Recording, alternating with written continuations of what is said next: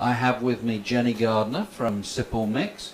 So Jenny, I know, is an expert in many spirits, and I think absinthe is a particular passion of yours, but you're lucky enough to carry this into the UK. Absolutely, it was one of my first ever brands into the UK, and we've been sort of together ever since.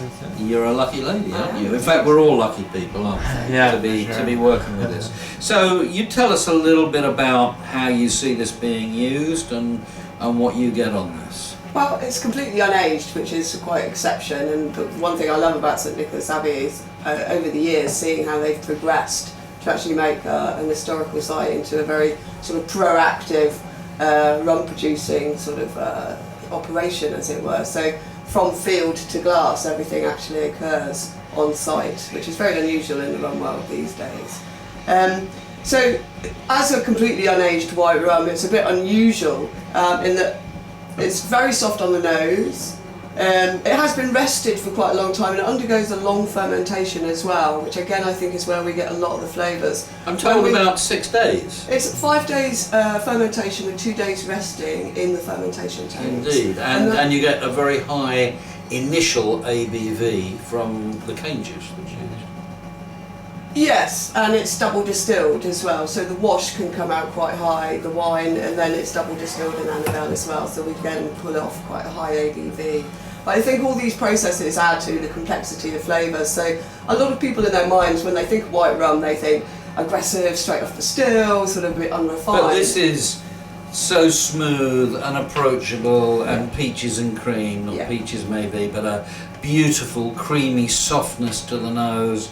Just a very gentle aroma of a mildly cooked sugar, a kind of candy floss, a kind of aroma. Yeah. It is fantastic. Yeah, it's marshmallow. Beautiful. Marshmallow. Yeah. That's a better word, I guess. Yeah. But We've just finished Rumfest of 3 solid days of sniffing and sipping the rum, so Indeed. it's quite interesting to see people's reactions to it. Again, people have a sort of idea they don't like white rum for the reasons we've mentioned. They can be quite aggressive. Whereas this is the exception, not to the rule, but you know, this is a really good standard of what white rum should be, really, to my mind anyway.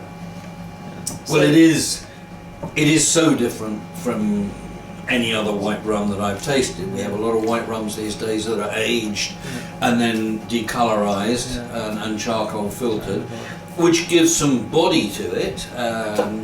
And make some interesting flavours, but this is off the still, and it gives some very interesting flavour notes as well. And you are quite right. I mean, this is a sippable white rum, isn't it? It's smooth enough for a lady, strong enough for a man. Oh, have you been an advertising copywriter at some time? Okay, so that's the white rum, quintessentially St Nicholas Abbey, because it's your own cane, and you've had this out for a couple of years now.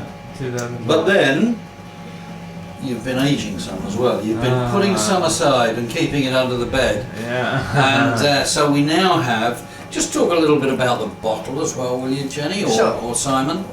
Well, what's interesting is Simon started out in the business sandblasting the bottles, which is the image of the plantation house, which is actually. So you get a plain bottle delivered into you, and you put that design on it yourself. Yeah. And then also what we do is every single bottle of aged rum that comes out of St Nicholas Abbey is hand engraved with the date of when it was bottled and numbered as well, so that we know consecutively how many bottles we produced during that year. And also that every bottle of aged rum is single cask, so everything is single barrel that comes out of St Nicholas Abbey that's aged as well.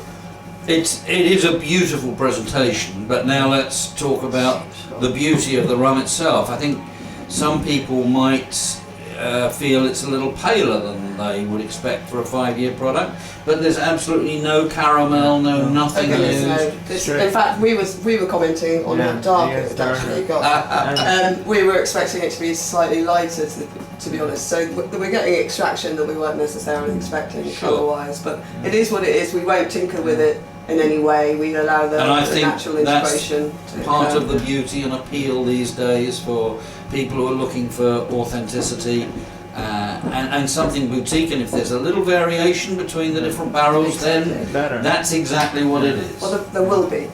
Indeed. Yeah. So this, I'm expecting some some of the woody and spicy Yeah. notes from the age. Exactly. And indeed I'm getting those, but I've still got a light fruitiness. Yeah, there's still the remnants of this coming Yeah. through. It hasn't. You can still see that these are very clearly related to each other, which I think is very nice. So Indeed, the it's progression- still a very soft, approachable Yeah. Yeah, aroma. So, yeah. here goes. Bottoms up. Mm. Very smooth for a 5-year-old. It's, for me as well, it's beautifully balanced. It has balance.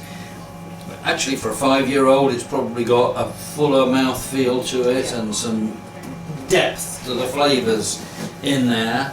And I am getting back to these very light marshmallowy notes that Yeah. demonstrate Yeah. where the products come from. It's very clearly a sugarcane Yeah. Yeah. product. A delightful drink. Mm. Absolutely delightful. Absolutely. Thank you. Thank you. And Cheers, everyone. chin chin.